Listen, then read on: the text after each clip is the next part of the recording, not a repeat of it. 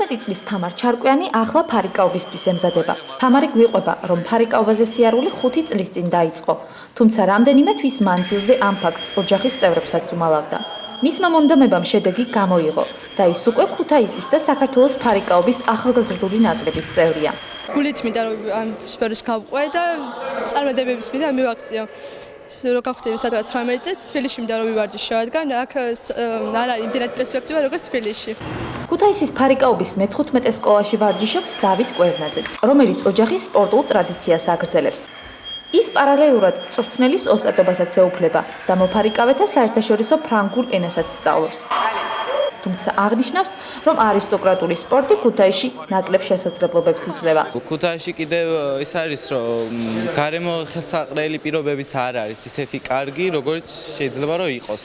იყო მომენტი, როდესაც ხმლები საერთოდ არ ჰქონდა და საერთოდ ფარიკაობა ამოღებული ჰქონდა.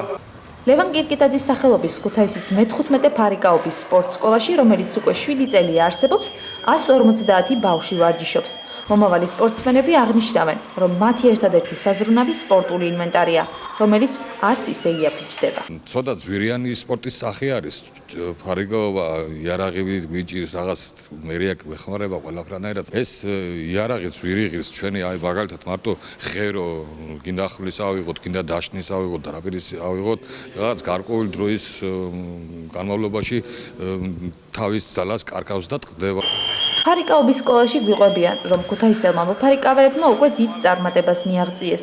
მათი თქმით, საქართველოს ფარიკაობის ნაკრები ქუთაისელი სპორტსმენებით დაკომპლექტდა და ისინი ახლა 2020 წლის მსოფლიო ჩემპიონატზე მოსახვედრად ემზადებიან.